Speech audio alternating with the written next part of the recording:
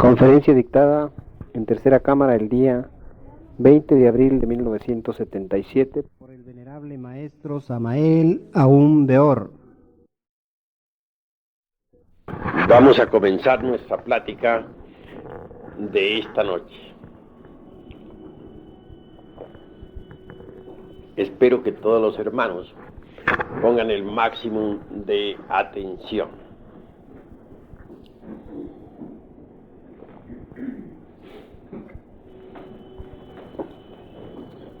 Siéntate aquí. Siéntate. Bien, hermanos.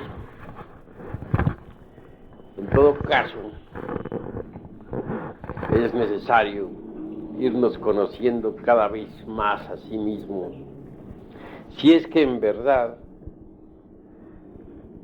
queremos llegar a la autorrealización íntima del ser.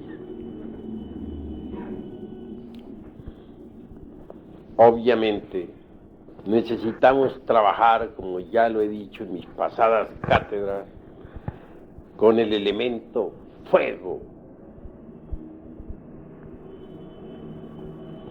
El fuego en sí es una sustancia que ha escapado a todos los análisis químicos. Dicen los científicos que es el producto de la combustión, lo cual es absolutamente falso. Nadie sabe cuál es la naturaleza del fuego. Sabemos, por ejemplo, que en la atmósfera existe el oxígeno y el nitrógeno. No ignoramos que en el agua está el HO2,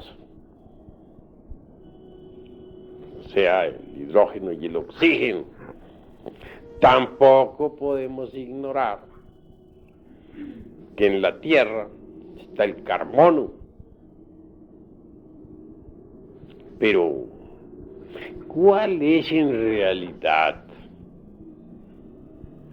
la fórmula del elemento fuego?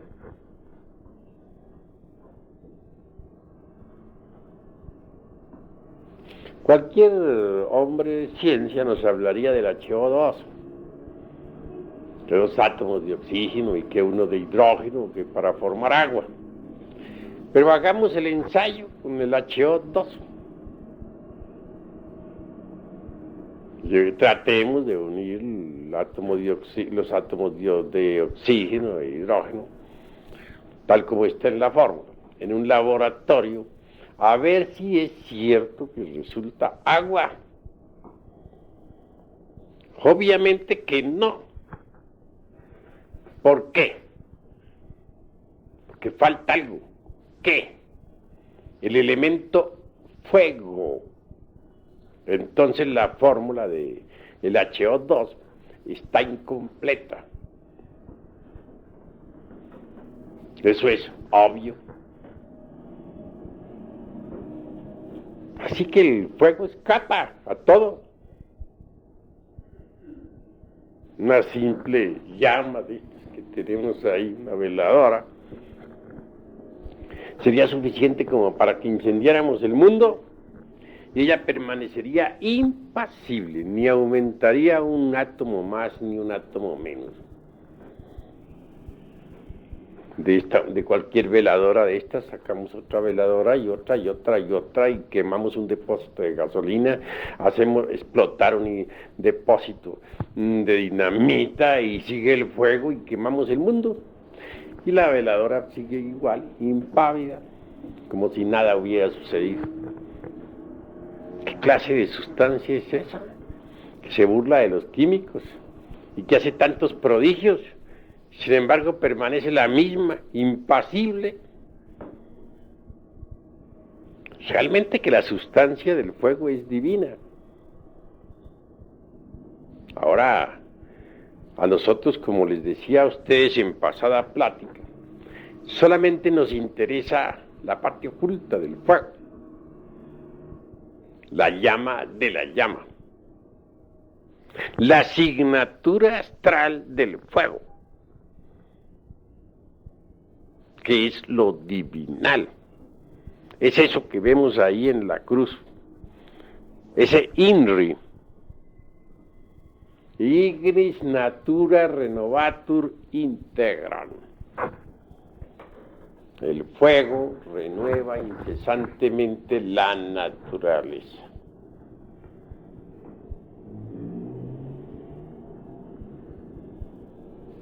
Así que la liberación del ser humano no es posible fuera del fuego. Solo trabajando con el fuego podríamos nosotros conseguir la liberación final. Los mundos, por ejemplo, no son sino granulaciones del Foab. Eso es obvio. La doctrina que nosotros enseñamos es la doctrina del fuego.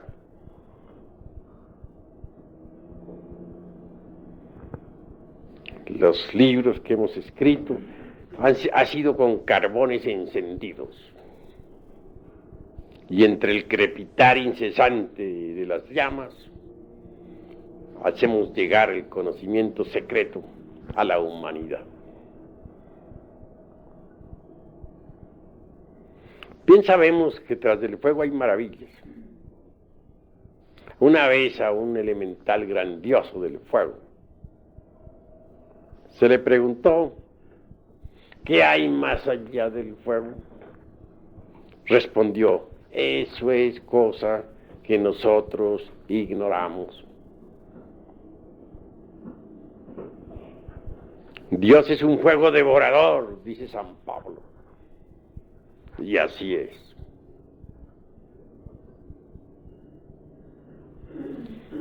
En pasadas pláticas dijimos que habían dos unos: el incognoscible a Elohim y el cognoscible Elohim.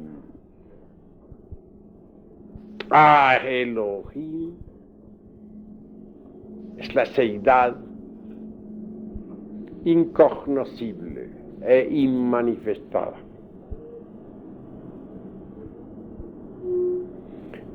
En cuanto a Elohim o Elohim, es el ejército de la palabra, el ejército de la voz. Es como la estrella solar, como el sol espiritual, sol sagrado absoluto, que sale de entre las entrañas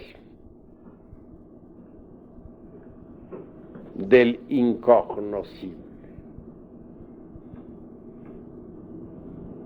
El ejército de la palabra emana pues del sol sagrado absoluto. Pero el sol sagrado del absoluto y el ejército de la palabra, que son uno, que ha salido de entre las entrañas vivas del incognoscible. El ejército de la palabra es fuego, es el Foad pluralizado.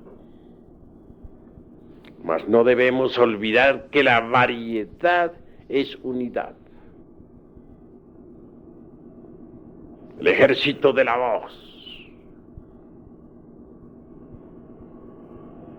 está constituido por todas esas millonadas de Dian Chuangs, creadores del universo.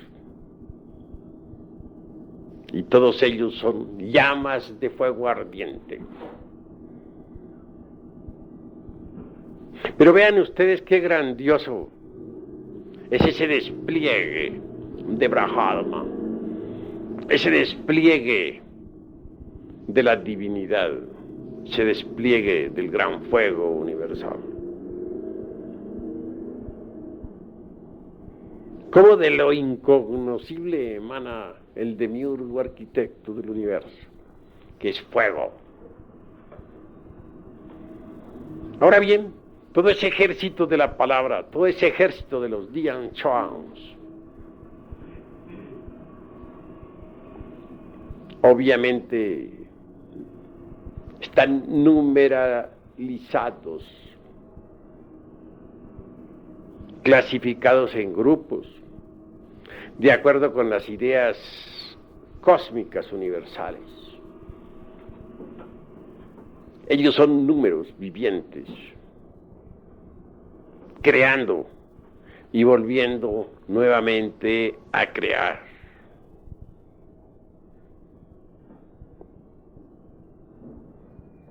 Conviene entender que dentro del seno del incognoscible ha brotado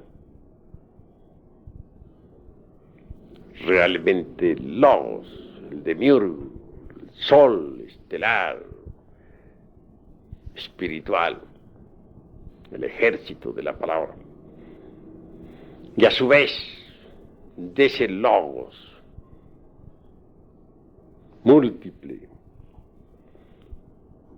como una llama compuesta de muchas llamas, emana Atman el inefable. Atman es el íntimo en cada uno de nosotros. Nuestro espíritu divino e innombrable. A su vez de Atman se desprende Buddhi. ¿Y quién es Buddhi? Buddhi es la conciencia superlativa del ser. Buddhi es Eros, es Foat, como mensajero de los dioses.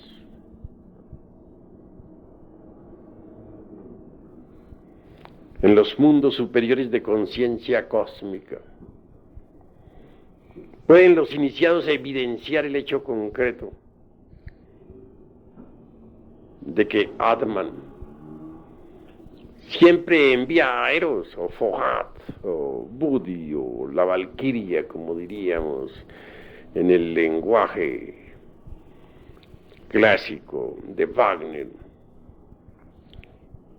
a realizar determinados trabajos.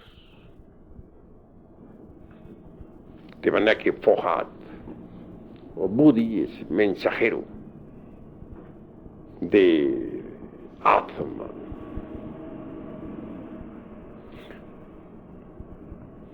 Uno realmente se llena de éxtasis al comprender lo que es la realidad de Eros.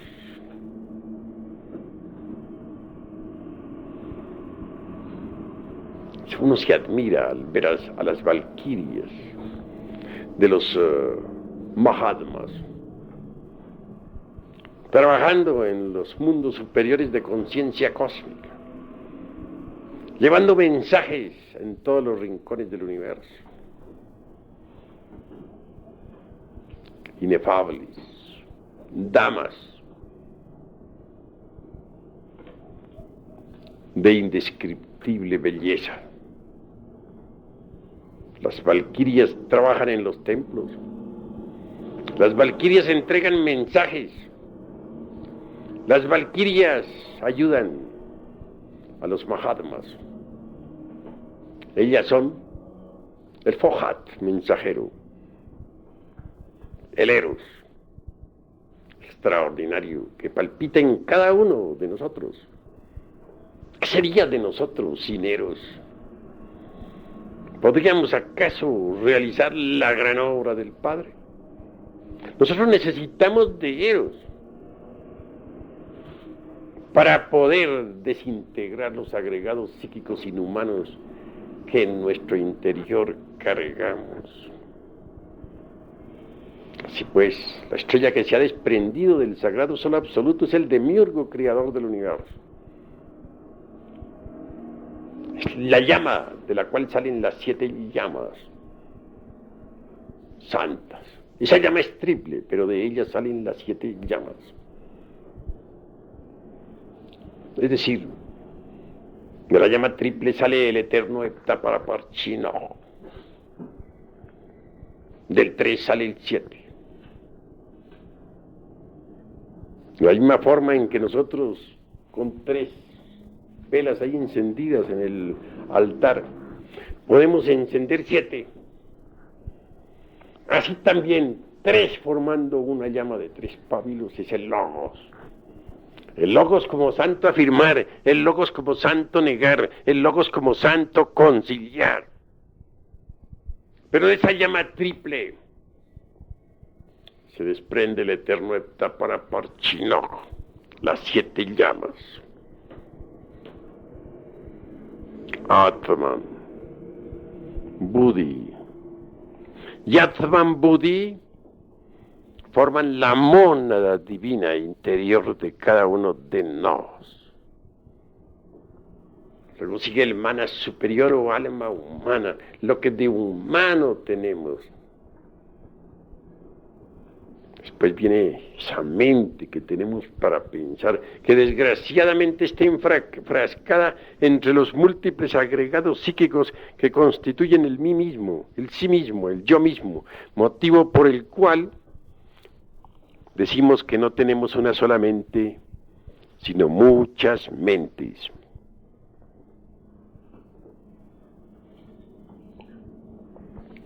Es obvio que si la sustancia mental está embotellada entre distintos frascos, si se encuentra dividida entre los mismos, si la sustancia de la mente está enfrascada entre muchos yoes, pues entonces ya no hay una sola mente, sino muchas mentes, desgraciadamente. Pero lo que se esconde tras de todas esas mentes, el radical es fuego,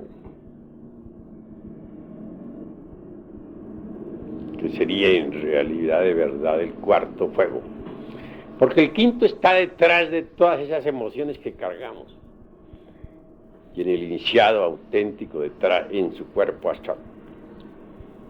La sexta llama está atrás del principio de la vida, es el prana, es el fuego, como prana o vida. Y el séptimo arde en la misma médula espinal de la zeta nostra.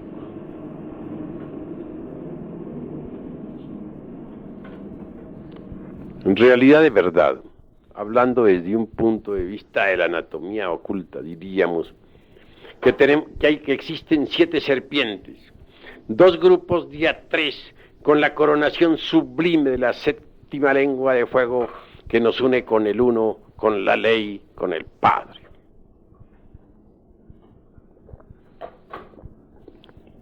Si Atman recibe en realidad de verdad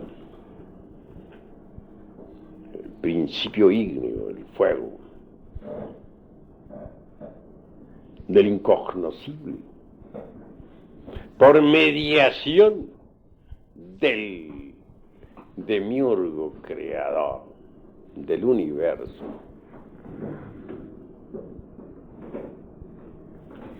no hay duda de que en Buddhi viene a crear todo contenido.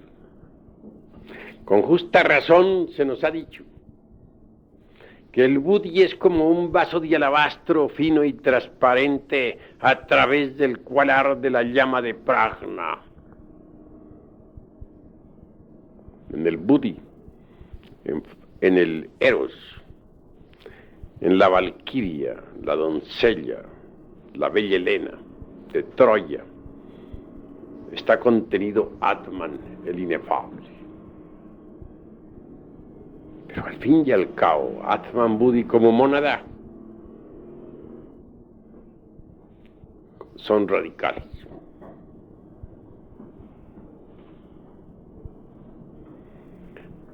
En una pasada cátedra dije que teníamos que trabajar con los 7 radicales.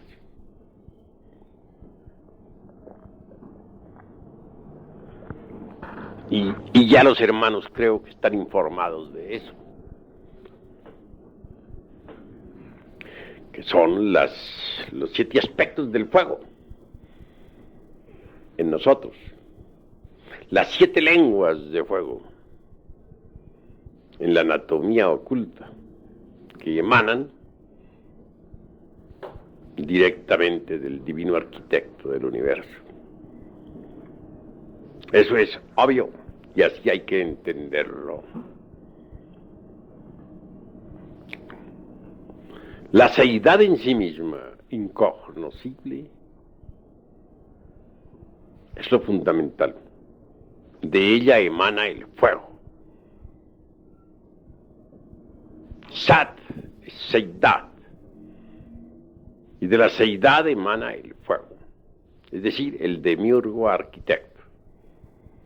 Pero hay un punto sobre el que yo quiero recalcar esta noche. Que si bien es cierto que el santo afirmar, el santo negar y el santo conciliar, es decir, el logo interior de cada uno de nosotros,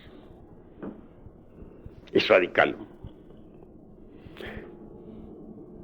Es el Buda íntimo de cada uno de nosotros, porque cada cual carga su Buda íntimo, aunque no lo haya encarnado.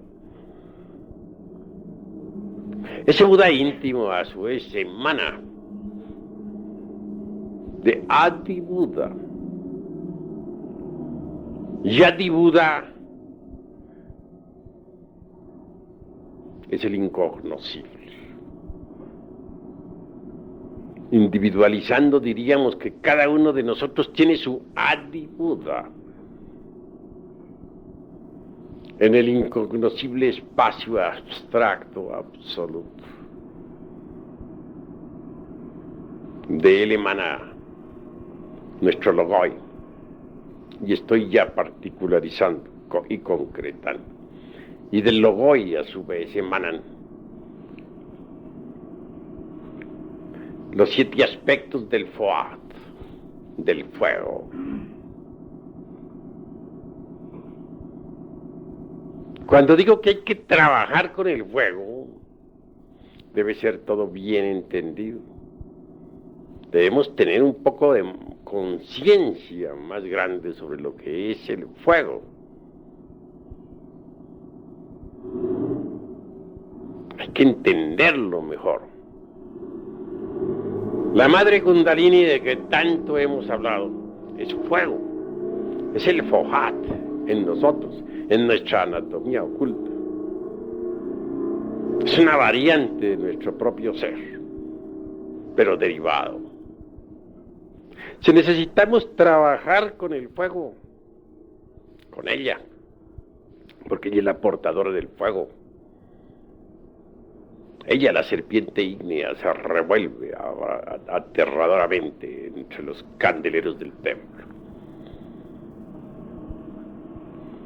Esa cobra sagrada de los grandes misterios es fuego, que crepita entre el aura del universo. Solo ella puede reducir a cenizas los agregados psíquicos inhumanos que en nuestro interior cargamos. No es fácil cosa poder desintegrar la totalidad de los agregados psíquicos. Piensen ustedes en que se procesan estos agregados en 7 niveles del ser.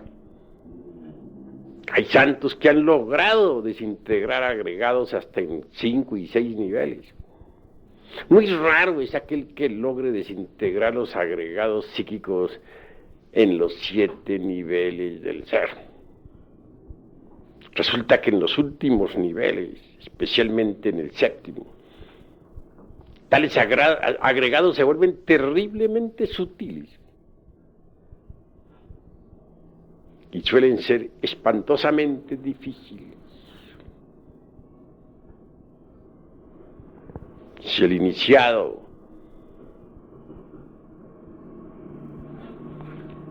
no es lo suficientemente comprensivo, puede fracasar en la gran obra. En los niveles superiores del ser existen cosas que sorprenden. Las máximas morales no sirven para el 7º nivel de trabajo. ni aun para el sexto. Los códigos de ética salen sobrando. Los conceptos que uno tenía basados en interpretaciones meramente superficiales sobre las sagradas escrituras que han destruido, etcétera. El iniciado tiene que independizarse no solamente de las fuerzas del mal, sino también hasta de las fuerzas del bien. Tiene que pelear contra las potencias del mal y contra las potencias del bien. En última síntesis, el bien se vuelve mal. Y muchos aspectos que parecían del mal se vuelven bien. Y hay que pasar más allá del bien y del mal. Y conocer lo bueno de lo malo y lo malo de lo bueno. Las estructuras dogmáticas de la ética convencional, en el fondo solo servirían de escollo para el que marcha por la senda de la autorrealización.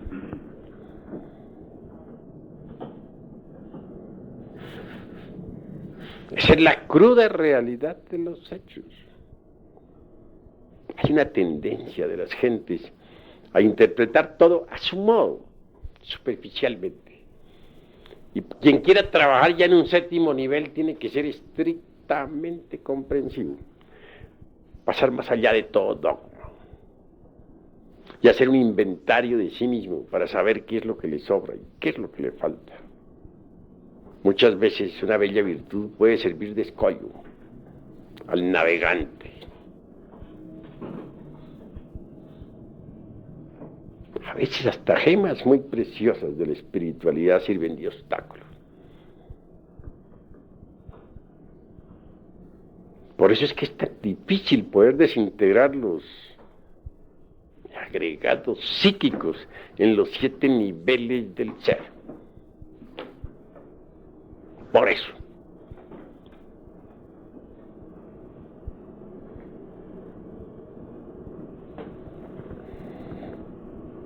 Por otra parte, hay que aprender a manejar los 5 cilindros de la máquina orgánica. Que los agregados que tenemos están relacionados con los 5 cilindros de la máquina orgánica. ¿Cuáles son esos 5 cilindros? Centro intelectual, ¿dónde está? Ya sabemos que en el cerebro. Centro emocional, ¿dónde está? El corazón, plexo solar, sistema y centro del sistema nervioso gran simpático. Centro motor, ¿dónde está? Parte superior de la espina dorsal. Centro inferior instintivo, ¿dónde está? En la parte inferior de la espina dorsal. Y el centro sexual, en el sexo. Hay agregados psíquicos del centro intelectual, como los hay del emocional, como los hay del motor, como los hay del instintivo, como los hay del sexual. Eso es obvio.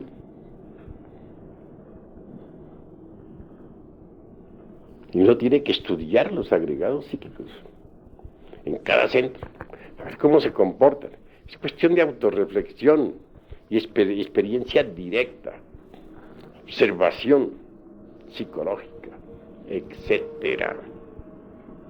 En todo caso, no puede ser desintegrado un agregado sin ayuda de la Divina Madre Kundalini, la cobra de los grandes misterios. Y ella exige, para la desintegración de cualquier agregado psíquico, previa comprensión del defecto psicológico que queremos reducir a cenizas. Eso es obvio. Primero debemos descubrir el defecto y después trabajarlo. Necesitamos de la autorreflexión evidente del ser para llegar a la comprensión de fondo.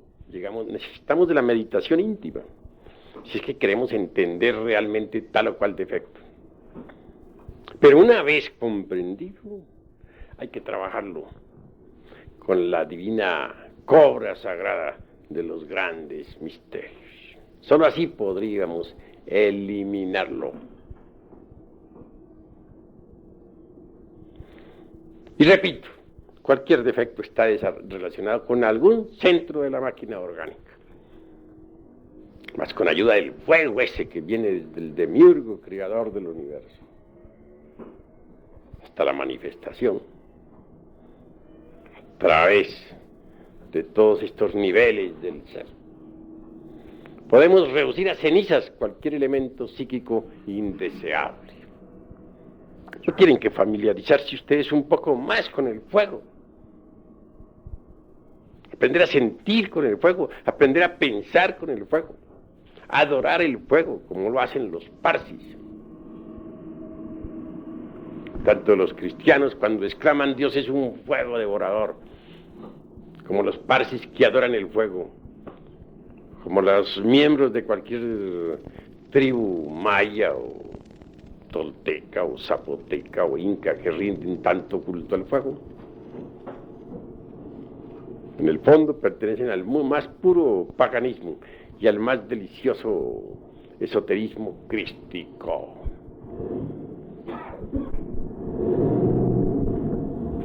Solo con el fuego podemos desintegrar.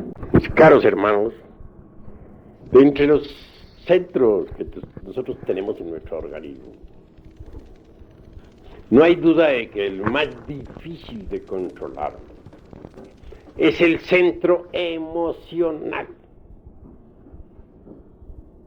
Porque el intelectual, aunque cueste trabajo al fin, con ciertas disciplinas más o menos lo vamos controlando. El motor, que es el que produce los movimientos y que está situado en la parte superior de la espina dorsal, es controlable también. Uno puede controlar los movimientos de su cuerpo, caminar si quiere caminar, levantar un brazo si quiere levantarlo o no levantarlo, si no quiere levantarlo. Arrugar el entrecejo o no arrugarlo. Es decir, todas las actividades del centro motor están bajo la voluntad.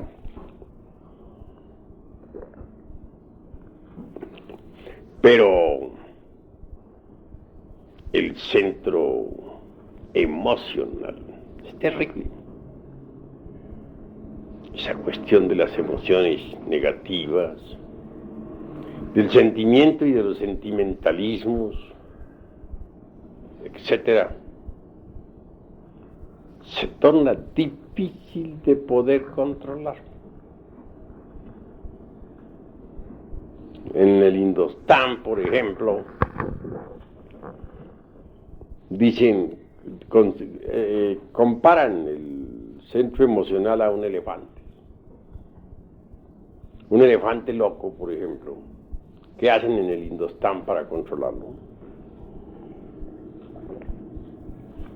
Le colocan de lado y lado dos elefantes sanos, cuerdos. Se los amarran para que no se vayan. Y entonces esos dos cuerdos logran al fin enseñar al loco a ser cuerdo. Y al fin el elefante loco queda de acuerdo. Es un sistema que usan los indostanes. Está bueno. El centro emocional es un elefante. El intelectual es otro elefante. Y el motor, otro elefante. El centro motor instintivo sexual. Estos dos elefantes, el intelectual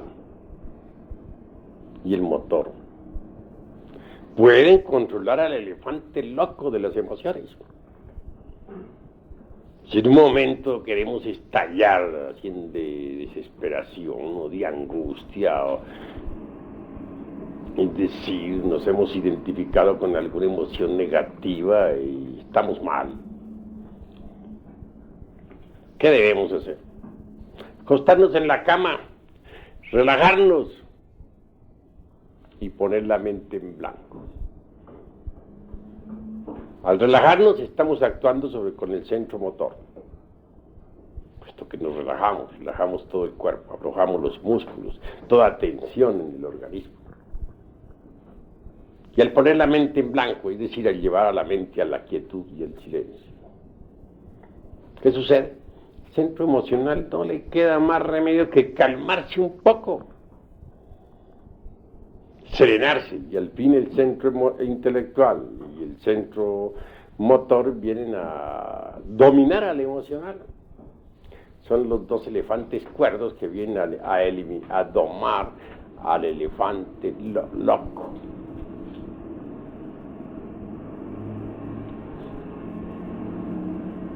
También es posible controlar a las emociones inferiores mediante las emociones superiores. Hay mucho tipo de emociones inferiores, ustedes lo saben muy bien. Se muere un familiar, gritamos, lloramos, nos desesperamos. ¿Por qué? Porque no queremos cooperar con lo inevitable, y ese es lo peor de lo peor. Uno en la vida debe aprender a cooperar con lo inevitable. No nos conformamos porque se nos murió un ser querido y gritamos llenos de angustia y no aceptamos. Y vemos el cuerpo entre el féretro ahí, sin embargo no nos parece que esté muerto.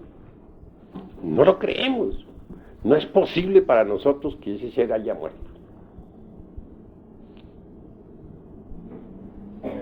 Y entregamos a la angustia y a la desolación. Es terrible. ¿Cómo podríamos dominar ese estado? De dos modos. Lo uno, podríamos apelar al par de elefantes, el centro motor y el centro intelectual. Relajar el cuerpo y poner la mente quieta y en silencio. Ese sería un sistema. Otro, podríamos nosotros apelar a una emoción distinta, una emoción superior. Tal vez nos haga mucho bien en esos momentos escuchar una sinfonía de Beethoven o la flauta encantada de Mozart. Sumergirnos llenos de emoción en profunda meditación, reflexionando sobre los misterios de la vida y de la muerte. Entonces, mediante una emoción superior, controlamos a las emociones inferiores y anulamos el dolor que nos da la muerte de un ser querido. Eso es obvio. El centro emocional es muy interesante, pero nosotros tenemos que adueñarnos de las emociones inferiores, controlarlas, someterlas. Y eso es posible, de acuerdo con nuestra didáctica. Las emociones inferiores causan mucho daño. Emociones inferiores como los toros, emociones inferiores como el cine, emociones inferiores como las orgías de las grandes pachangas, emociones inferiores como el de que se saca la lotería, o el que se emociona por una noticia del periódico sobre una guerra o sobre tantas cosas que hay en el mundo. Emociones inferiores como las que da el tequila, emociones inferiores como las que desarrollan las gentes en todas sus bestialidades. No sirven sino para fortificar los agregados psíquicos inhumanos que en nuestro interior cargamos y crear nuevos también, además. Es necesario eliminar las emociones inferiores mediante las emociones superiores. Eso es posible. Aprender a vivir una vida edificante y esencialmente dignificante. Eso es fundamental. De lo contrario, no sería posible progreso alguno. ¿Cómo? ¿De qué manera?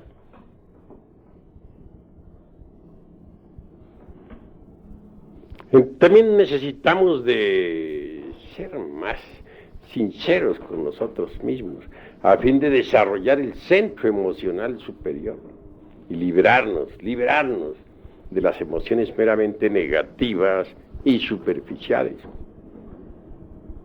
Hay gente que es cortés con nosotros, son decentes. Hay gente que le brinda amistad a la otra gente. Pero ese es el aspecto público o exotérico, dijéramos. Pero eso no es todo. Sabiendo que tenemos una psicología interior, no basta solamente sabernos portar decentemente con otras gentes, no basta solamente la fragancia de la amistad desde el punto de vista externo. ¿Cuál es el comportamiento que nosotros tenemos internamente para con la otra gente? Normalmente, quienes brindan amistad a otra persona tienen dos facetas, la de afuera y la de adentro. La de afuera aparentemente es magnífica, pero la de adentro, ¿quién sabe? ¿Estamos seguros de que no criticamos al amigo a quien le hemos brindado tanta estimación? ¿Estamos seguros de que no sentimos alguna antipatía por algunas de sus facetas? ¿Estamos seguros de que no lo estamos atrayendo a la cueva esa que tenemos de la mente para torturarlo, para hacer escarnio de él, mientras le estamos sonriendo dulcemente? ¿Cuántas gentes que estiman a alguien en su interior no dejan de criticar a aquel alguien a quien estiman, aunque no exterioricen sus críticas, y hacen escarnio de sus mejores amigos, aunque sonrían dulcemente en presencia de ellos? Realmente debemos ser más completos, más íntegros. Tratemos por un momento de poner en igualdad de marcha a dos relojes, al de afuera y al de adentro, al exterior y al psicológico, que marchen en perfecta armonía el uno y el otro, porque de nada sirve que nosotros estemos portándonos bien con nuestras amistades, que estemos brindándoles nuestro cariño, si por dentro nos estamos haciendo escarnio de ellos, si por dentro los estamos criticando, si por dentro les estamos torturando. Es mejor que los dos relojes, el exterior y el interior, marchen al unísono, segundo a segundo, de instante en instante. Debemos ser más completos, más íntegros, dejar a la crítica mordaz, psicológica, interior, a gentes que estimamos. ¿Cómo es posible esa contradicción que estimemos una persona y por dentro le estemos criticando? Estemos hasta hablando bien de esa persona a quien estimamos, pero por dentro nos la estamos tragando viva.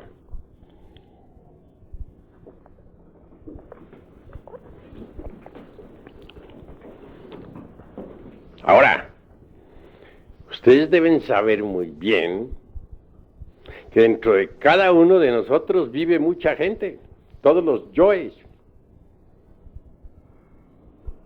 Cuando uno agarra un yo de esos y lo estudia con el sentido de la autoobservación psicológica,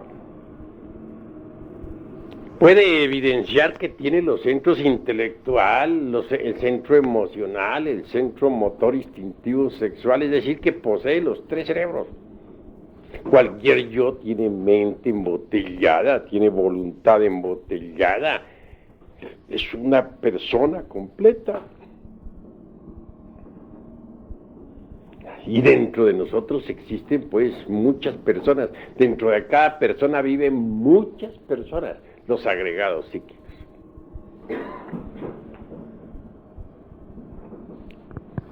Así, cualquier amistad que tengamos nosotros merece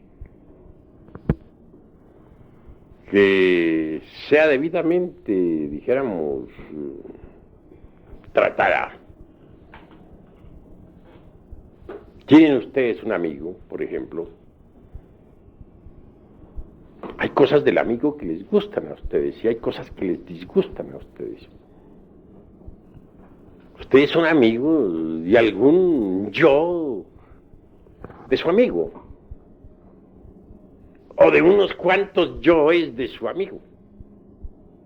Pero hay otros yoes de su amigo que les molesta a ustedes, que les causa antipatía.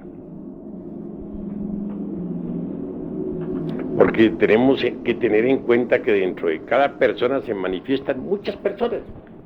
Ustedes suelen hacer amigos de determinados agregados de tal o cual amigo, de tal o cual persona. Pero no son amigos de todos los agregados del amigo ese en cuestión.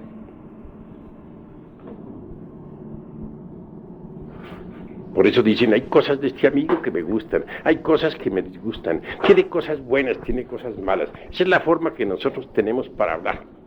Sí, depende del tipo de agregado que esté en un momento dado hablando. Entonces la amistad que sentimos por otros no es completa. Solo sentimos amistad por unos cuantos agregados de esa persona. Pero no sentimos cariño por los otros agregados de esa otra persona. Puede que a esa persona a quien es física, físico, psicológica, a la cual estimamos, puede que tenga agregados psicológicos que no estimamos. Y en determinadas horas dicha persona nos cae pesada, precisamente porque se están expresando otros agregados con los cuales no tenemos amistad.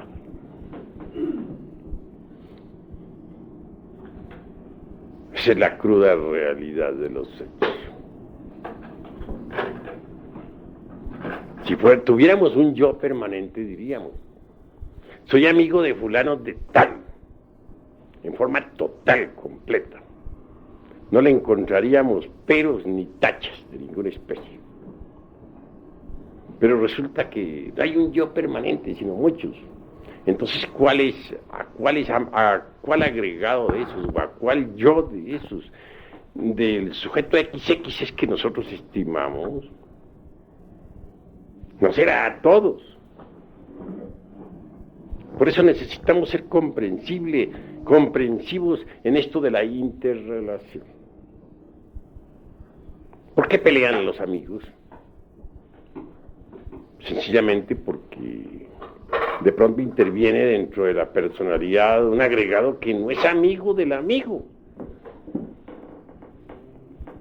Entonces viene la discordia. Pero si luego ese agregado se retira e interviene otro que sí es amigo del amigo, hacen las paces. ¿Qué fatuos son entonces las amistades? No son completas.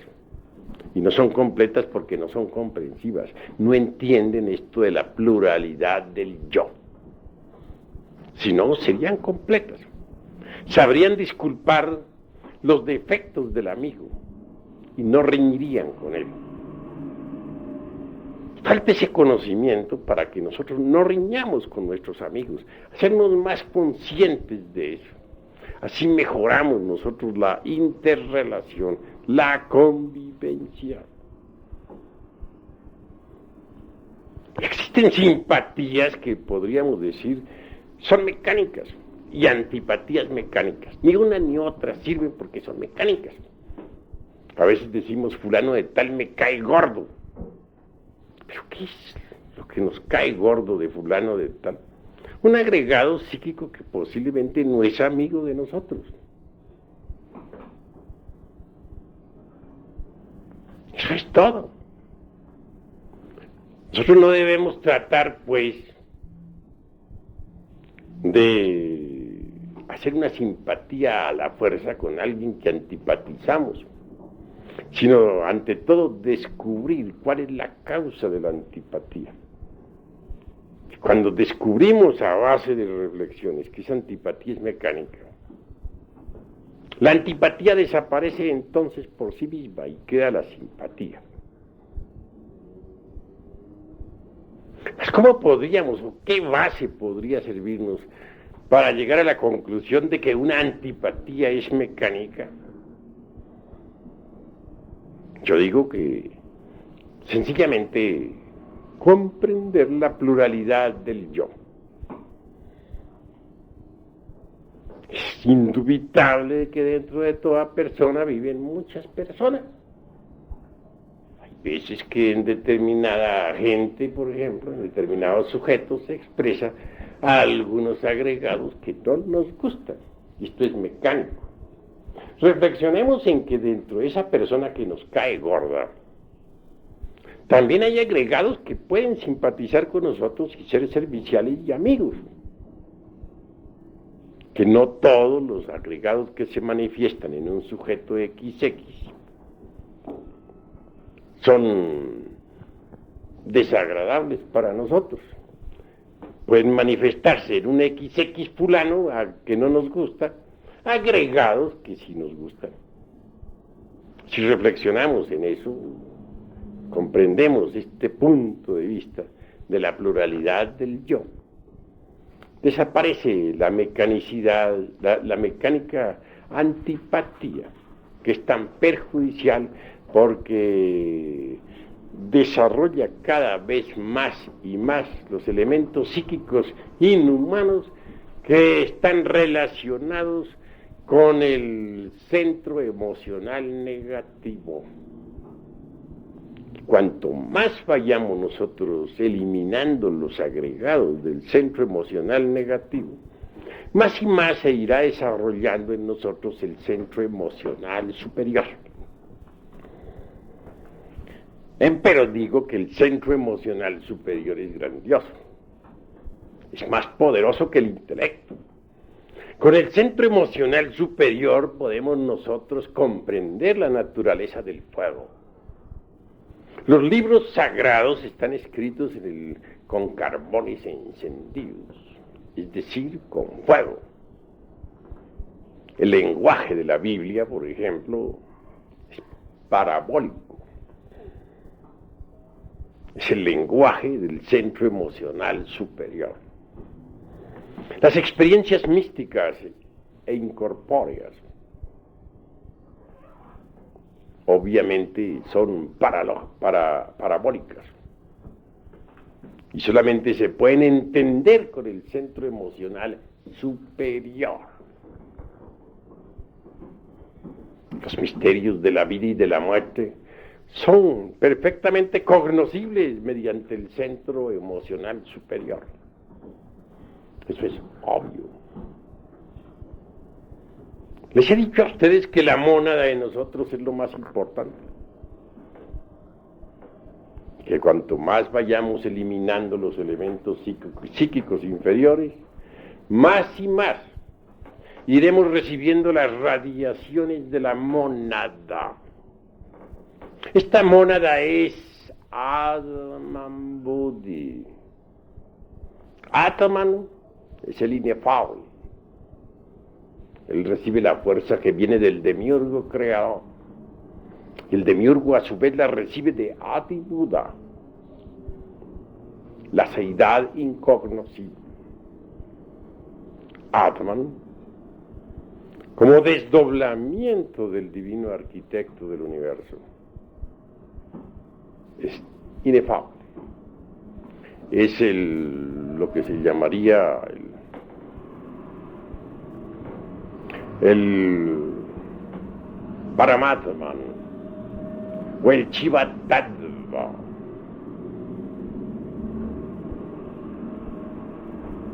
Buddhi, a pesar de que es tan espiritual, resulta más corpóreo, dijéramos, más concreto que Atman. Buddhi Eros, como principio ígneo. Obviamente se va haciendo cada vez más evidente para nosotros. Sus radiaciones nos van llegando cada vez más y más hondo, a medida que vayamos disolviendo las emociones negativas del centro emocional, y conforme el centro emocional superior se vaya desarrollando. Atman Buddhi es la mónada, la realidad dentro de nosotros, lo que cuenta, el ser real en nosotros. Nosotros tenemos que luchar eliminando emociones negativas para ir acercándonos cada vez más y más a la mónada. Y la mónada precisamente nos ayuda porque de Buddhi emana Eros, esa fuerza sexual extraordinaria, con la que nosotros podemos desintegrar los agregados psíquicos en la forja de los cíclopes. ¿Qué sería de nosotros sin Eros? A Eros se opone ante Eros, las potencias del mal, que no están fuera de nosotros, sino dentro de nosotros, aquí y ahora. Son todos esos agregados del centro emocional inferior, el anteros. Si eliminamos las emociones negativas y desarrollamos el centro emocional superior, iremos penetrando cada vez más en la esencia del fuego. Nos iremos acercando más y más a nuestra mónada interior que siempre nos ha sonreído. No olviden ustedes que el centro emocional en su principio es puro, radiante. Las emociones inferiores, ubicadas en las partes o en los puntos del centro inferiores del centro emocional, constituyen el emocional inferior. Pero si eliminamos las emociones inferiores, entonces queda todo perfecto, como una flor de loto deliciosa, el centro emocional superior. En todo caso, Atman es el rayo que nos une al Logos y al Adi Buda. Y la fuerza de Adi Buda, del Logo interior, llega a Atman y en Buddhi queda contenida. Pero el acercamiento a Buddhi es imposible mientras nosotros tengamos emociones negativas. En otros términos, el acercamiento a la mónada se hace difícil si continuamos con las emociones inferiores. No debemos aceptar emociones inferiores dentro de nosotros. Debemos cultivar las emociones superiores, la música. Debemos escuchar a Beethoven, debemos escuchar a Mozart, a Liszt, a Tchaikovsky. Debemos aprender a pintar, pero que los cuadros que pintemos no sean infrahumanos. Debemos verter en ellos nuestros sentimientos más nobles. Todo lo que nosotros hagamos debe ser dignificante y esencialmente edificante. Uno se llena de éxtasis al contemplar las columnas corintias de los tiempos antiguos, los mármoles de Roma y de Atenas, las esculturas magníficas de una Isis morena en la tierra de los faraones, o de una Apolo, o de la Venus del Milo, o de la casta Diana. Uno se llena de éxtasis, vibra con emoción superior al escuchar, por ejemplo, la lira de los tiempos antiguos, o al entregarse a la meditación profunda entre el seno de la naturaleza, o al pasearse por las ruinas de la antigua Roma, o al caminar por las orillas del Ganges, o al caer de rodillas ante el gurú entre las nieves perpetuas de los Himalayas. Entonces vibra la emoción superior. En los tiempos antiguos, allá en la Lemuria, en las épocas en que los ríos de agua pura de vida emanaban leche y miel, cuando todavía la lira de Orfeo no había caído sobre el pavimento del templo hecha pedazos, el centro emocional superior vibraba intensamente en cada ser humano. Será la época de los titanes, la época en que los seres humanos que poblaban la faz de la tierra podían ver el aura de los mundos y percibir más de la mitad de un joltapannas en las tonalidades del color. Bien sabemos que un joltapannas tiene más de 5 millones de tonalidades.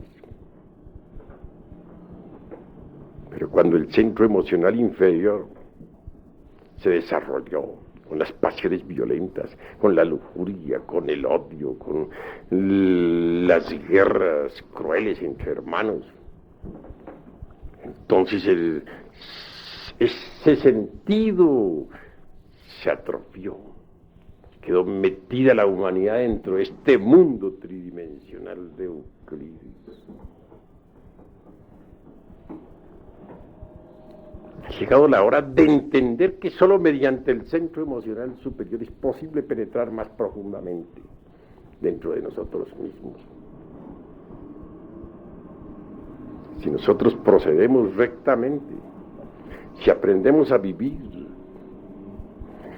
si aprendemos a relacionarnos con nuestros semejantes en una forma bella, entonces nos acercaremos más y más a la mónada sagrada. Distintos chispazos de conciencia cósmica nos irán sorprendiendo, se irán haciendo cada vez más continuos, hasta que al fin un día tengamos todos, en realidad de verdad, la conciencia despierta, la conciencia superlativa del ser, Budi. Ese día seremos dichosos. En ese delicioso mañana, las vibraciones de Budi nos saturarán totalmente y sabremos vivir de verdad en estado conscientivo perfecto.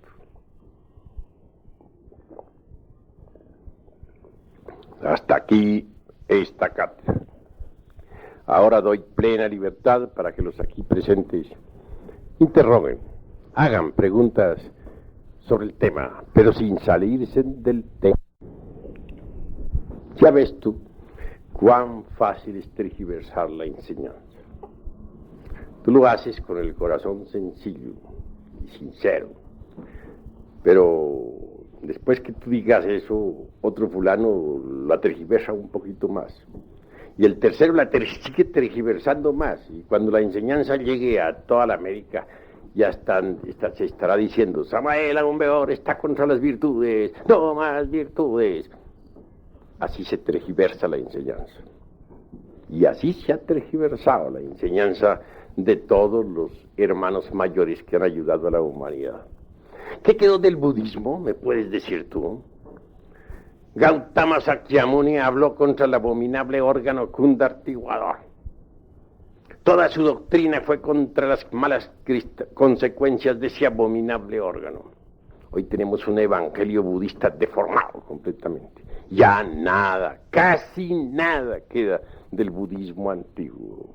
Todo ha sido deformado. No estoy pronunciándome contra las virtudes, aclaro. Debemos pensar correctamente. El agua es útil, es magnífica, es buena en el lavamanos, es buena en su recipiente, en el baño. Pero ¿qué dirían ustedes del agua metida en la sala, inundando las recámaras? Ya cambiaría todo, ¿verdad? Sería mala. El fuego está bueno en la cocina. También está magnífico ahí en las veladoras. Pero si el fuego en este momento estuviera quemando esta casa y llegaran los bomberos, ¿qué diríamos? Sería una calamidad, ¿verdad? Así toda virtud es buena en su lugar, pero fuera de su lugar es mala. Un misionero, como ustedes, está bien que dé las enseñanzas, que las divulgue por todas partes. Pero ¿qué tal que ustedes, en vez de divulgar las enseñanzas entre las distintas gentes, por ahí en las calles, o en los lumiciales, o en las casas de familia, se fueran a los prostíbulos a divulgarla? ¿Estaría correcto eso? Sería malo, ¿verdad? Entonces el misionero se convertiría ¿en qué? Un malvado, ¿verdad? Muy bien. Pero no quiere decir que el misionero sea un malvado. Todo depende del uso que haga de sus virtudes. El dinero en sí mismo no es bueno ni es malo. Todo depende del uso que se haga de él. Si se emplea para el bien, es bueno. Si se emplea para el mal, es malo. Lo mismo son las virtudes. Son preciosas, son gemas inefables. Es claro que cada defecto psicológico eliminado deja el puesto libre para la cristalización de una virtud. Pero las virtudes fuera de su lugar son malas. Con ellas se puede hacer mucho daño también. No solamente a los demás.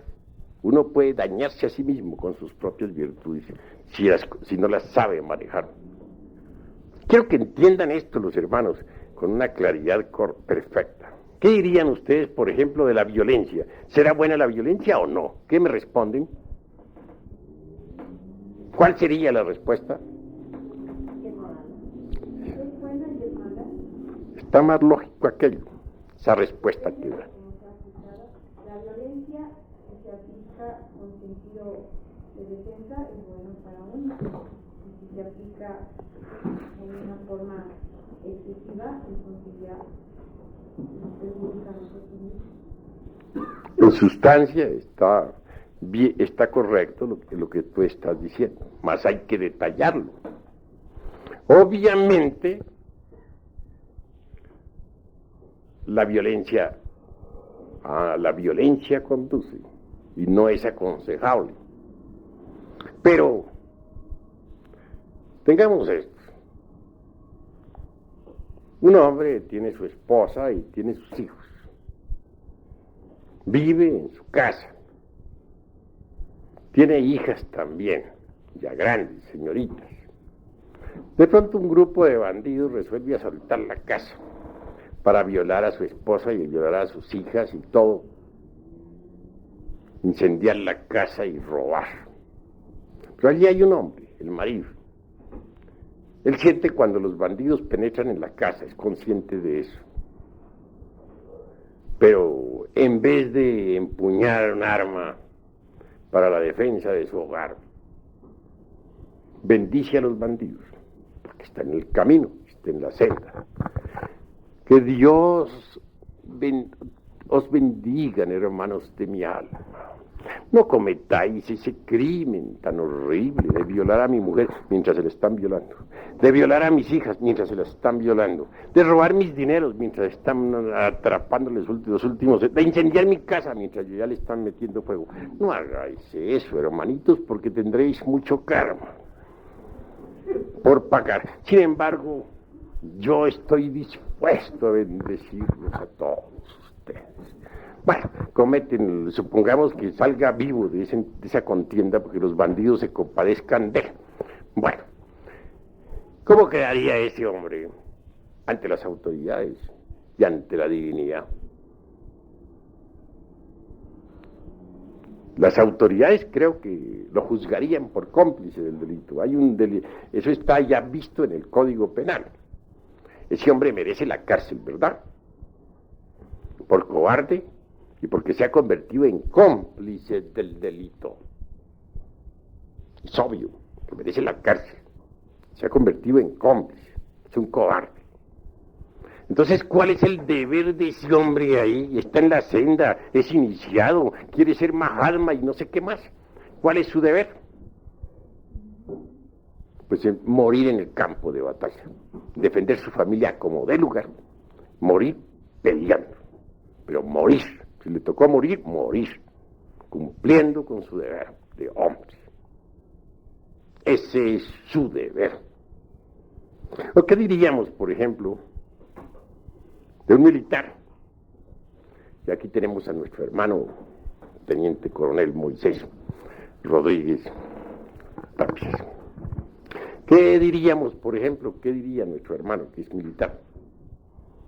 Que de pronto la patria está amenazada, vienen los gringos a invadirnos, a saquear, violar, incendiar, robar, y el ejército dice, no, ya no peleamos más, Dios bendiga a todos estos invasores, si queman, allá será su karma. Que Dios los bendiga, nosotros no peleamos. Se cruzan de brazos a dar bendiciones y a orar por los bandiditos que están atacando. ¿Qué se diría de un ejército así? ¿Cómo? Alta traición. Eso es obvio. Alta traición. Condenable no solamente por los jueces de la tierra, sino por la divinidad.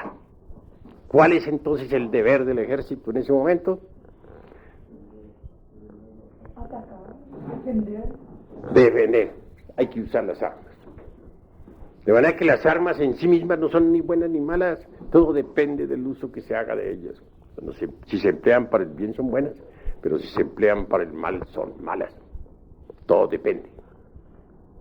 Así pues, esto de las virtudes es algo que hay que reflexionar muchísimo, porque con las virtudes también no solamente se puede dañar a otros, sino dañarse a sí mismo.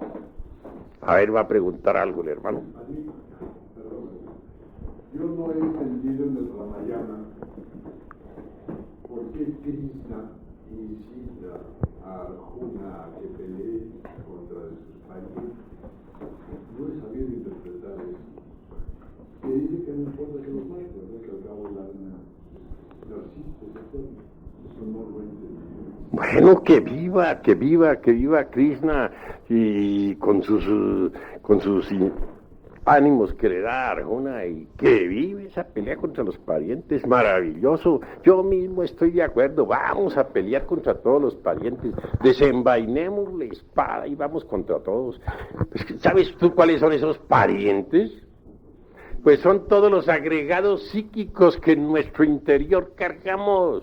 Contra ellos hay que pelear y muy duro aunque nos duela. Son nuestros parientes, pero hay que darle chicharrón y ni modo. A ver, hable pues. ¿Qué interpretación se le puede dar? ¿Cómo? ¿Qué interpretación podemos dar a la enseñanza astrológica de que si se dan en una mejilla con la otra? Eso sí, yo les aseguro que si alguien viene y me suena, pero yo le pongo la otra para que me suene más duro. No hay problema. Pero si tengo un grupo de niños aquí juntos, o si estoy de guardián aquí del templo, estoy ocupando, por ejemplo, el puesto del hermano y en ese momento llegan un grupo de bandidos a darle chicharrón a ustedes, yo ahí me la juego. Para eso está la espada y si me salen adelante, bueno, yo muero en el campo de batalla. ¿Cuál es el deber de un guardián del templo? Dime a ver. Respuesta. Aún con la vida de las personas que están guardiadas. Correcto. Tú en este momento eres guardián del templo. Si en este momento alguien viene a atacarnos, vienen las multitudes, viene el vandalaje a atacar a estos hermanos, tú tienes que perder tu vida ahí si hay necesidad.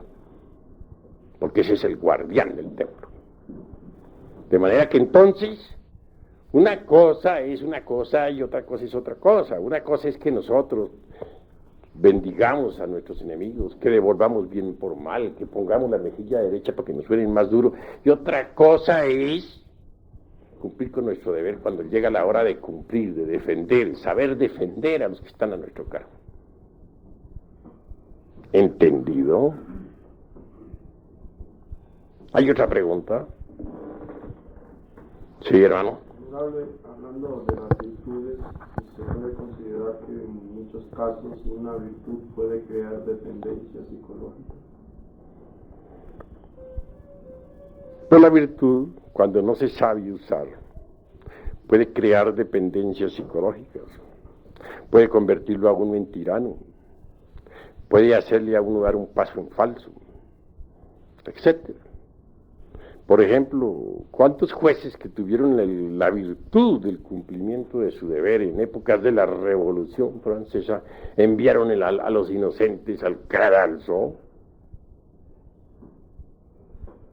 Hubo verdugos que su deber era decapitar a muchos en la guillotina. Y cumplieron con ese deber que ellos tenían, con la virtud del deber, y los decapitaron. Hicieron caer en la cuchilla sobre sus pescuezos. ¿Está eso correcto? De manera que entonces, ¿qué?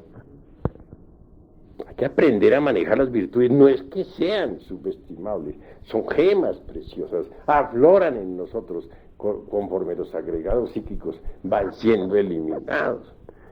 Pero cada cosa en su lugar. Ya dijimos que el fuego está bueno en la cocina, pero no en la sala. Y que el agua está bien en el lavamanos, pero no está bien que invada las recámaras. Una cosa es buena, una virtud es buena en su lugar, mala fuera del lugar. Eso es todo. Hay que ser más equilibrados, más reflexivos, más maduros. Eso es obvio. Por ejemplo, la antipatía mecánica. Es absurda. Pero de nada sirve que luchemos contra la antipatía mecánica. De nada sirve, por ejemplo, que digamos, esta persona me cae gorda. Pero como estoy en la gnosis, voy a ver cómo me amo amigo de esa persona y forzarse y sonreírle artificiosamente, y resulta que esa sonrisa resulta más que sonrisa una mueca trágica. No, lo que hay es que hacerle la disección a esa antipatía mecánica, a ver por qué nos cae gorda esa persona. Esto requiere mucha autorreflexión, mucha autoobservación psicológica, mucha meditación, y al fin venimos a descubrir la causa. Una vez que hayamos descubierto esa causa, la desintegramos con ayuda de la Divina Madre Kundalini, con ayuda del fuego sagrado. Y entonces aflora en nosotros la virtud de la simpatía hacia esa persona. Una virtud, simpatía hacia esa persona que antes nos caía gorda. Hay que hacerse pues conscientes de todo, vivir una vida consciente, una vida más madura, menos mecánica. A ver, hermano. Maestro, la virtud se puede aprender. ¿Aprender? Pues hombre, jamás. Son gemas preciosas o flores del alma que nacen en nosotros cuando hemos eliminado tales o cuales defectos psicológicos. Tengamos, por ejemplo, que eliminamos nosotros la ira, surge en nosotros la dulzura. Que eliminamos la lujuria, en su reemplazo sí surge la virtud de la castidad. Que eliminamos el odio, en su reemplazo surge la virtud del amor. Y conforme vayamos eliminando estos defectos psicológicos, las virtudes van surgiendo en su lugar. Por eso decimos que necesitamos cristalizar alma en nosotros, y el alma es puro fuego universal. Es fuego. Ese fuego divino, ese fuego inefable debe ir cristalizando poco a poco en nosotros. Pero no podríamos hacer cristalizar el alma en nosotros si no eliminamos los defectos de tipo psicológico. A medida que vayamos eliminando cada agregado psíquico, en su reemplazo irá cristalizando. ya una virtud, ya un poder, ¿no? Ya una ley, etcétera. Eso se llama cristalizar alma. Y al fin, cuando todos los agregados psíquicos estén eliminados, solo quedará en nosotros el alma. Hasta el mismo cuerpo se volverá alma. ¿Qué es el cuerpo de un mutante? Es un cuerpo ya convertido en alma. Pero para cristalizar el alma en nosotros, que es puro fuego vivo, se necesita forzosamente eliminar los agregados psíquicos. Y esto solamente es posible pasando por grandes crisis emocionales. Porque esto no es cuestión meramente intelectual, no, hay que pasar, para eliminar un agregado psíquico, tiene uno que pasar por terribles arrepentimientos, llorar, desesperarse, darse contra el suelo y hasta azotarse si hay necesidad. Hay que sufrir muchísimo, arrepentirse, pasar por terribles, repito, amarguras. Si uno no pasa por esas crisis emocionales, pues no desintegra lo que debe desintegrar y no cristaliza las virtudes y no cristaliza el alma. Pero cuando uno logra cristalizar el alma y se convierte todo en alma, entonces resplandece gloriosamente. Es una llama más de la gran hoguera, ardiendo entre la aura magnífica del universo. Así nos enseña la doctrina del fuego. Y así debemos nosotros comprenderlo. ¿Alguna otra pregunta? Eros es el fuego, y la Madre Divina es fuego también en nosotros. ¿Cómo se hace para que Eros nos asista para llegar a lo máximo de ese fuego en nosotros, que no se nos escape como agua? ¿Qué? Que no se nos escape. Es que Eros es fuego, el fuego sexual, que emana de la mónada. La mónada a su vez la recibe del logos. Ese fuego erótico surge concretamente desde la valquiria, desde Buddhi, en la manifestación. No se escapa cuando no se derrama el vaso hermético, cuando el vaso que contiene el aceite permanece incólume. Pero si se derrama el vaso de Hermes, ese fuego erótico se escapa, se pierde, y entonces ¿con qué vamos a trabajar? Nosotros necesitamos del poder de la mónada, si es que queremos lograr eliminar los agregados psíquicos. Así se debe entender, así se debe comprender. ¿Hay algo más que preguntar? Sí. ¿Hasta dónde ese fuego se debe agitar? ¿Se debe qué? ¿O hasta dónde se debe trabajar con ese fuego? ¿Debe ser de forma también rítmica? ¿O se puede llegar hasta agitarse ese fuego?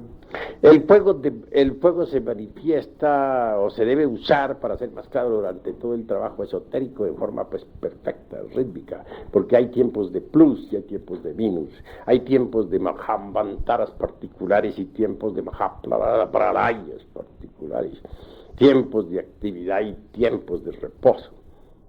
A cada época de actividad debe sucederse una pausa magnética creadora.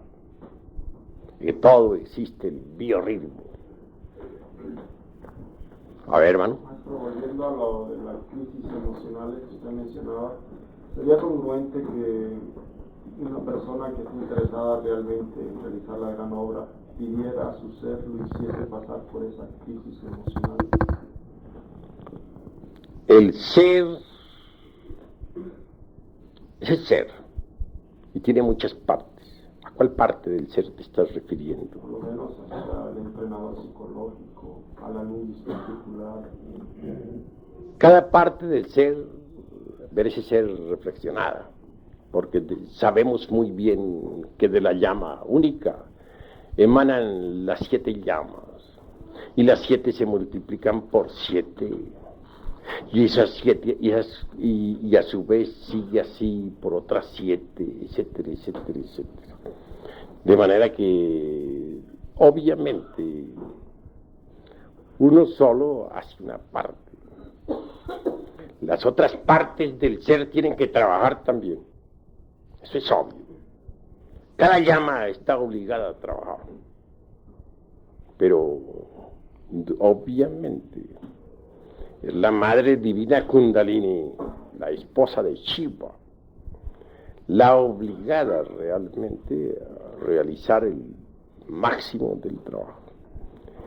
Y en cuanto a las crisis emocionales, es cuestión del centro emocional superior.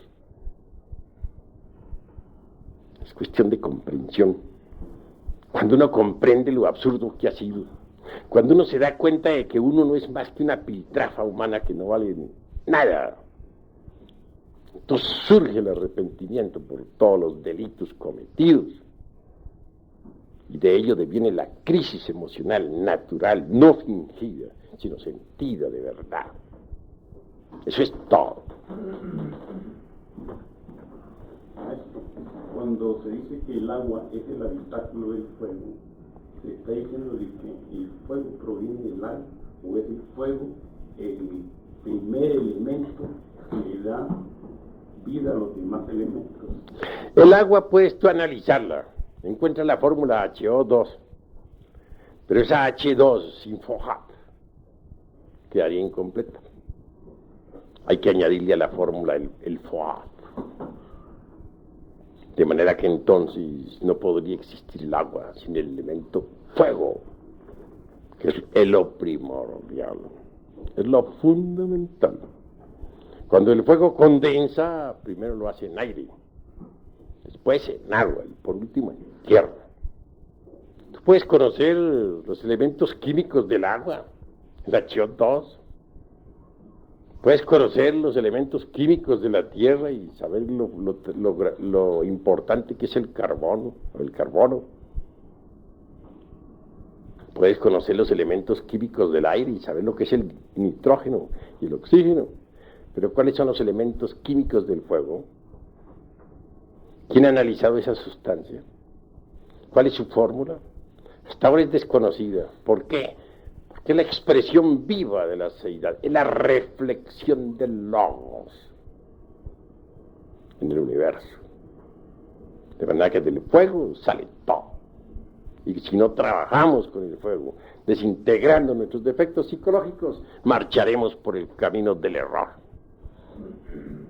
Maestro, Lucifer pues, es el dador de luz, ¿no? ¿Qué relación tiene Lucifer en la Madre Divina de nosotros y en el trabajo en la planta? Pues Lucifer es el fuego, es el FOHAT, es el azufre de los alquimistas medievales. Obviamente es la reflexión del Christus cósmico o del Vishnu en nosotros y dentro de nosotros. Indubitablemente él desciende hasta las profundidades de sí mismo, de nosotros mismos.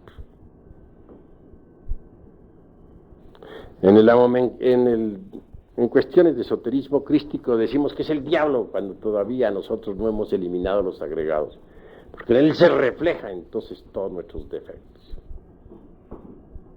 Pero si nosotros desintegramos nuestros agregados psíquicos, él resplandece. Y se integrará con nosotros para transformarnos transformarnos y convertirnos en mutantes. ¿Qué es un mutante? Es un hombre integrado con Lucifer. Eso es un mutante. Lucifer nos da todos los poderes, nos da el elixir de larga vida, nos da el poder sobre los elementos del fuego, de los aires, de las aguas y de la tierra. Pero para que Lucifer resplandezca en nosotros, se integre con nosotros, necesita primero ser blanqueado. Por eso dicen los alquimistas medievales: quema tus libros y blanquea el latón. Hay que blanquear el latón. Necesitamos blanquear al diablo. Cada uno de ustedes tiene el diablo, negro como el carbón, horrible. Necesitan blanquearlo. Y solamente lo pueden blanquear ustedes, cada uno de ustedes. desintegrando sus agregados psíquicos. El día que lo hagan, ustedes se integrarán con él y él con ustedes, y les entregará a él el tesoro escondido, el vellocino de oro, y les dará todos los poderes. Antes no es posible. ¿Comprendido? ¿Alguna otra palabra?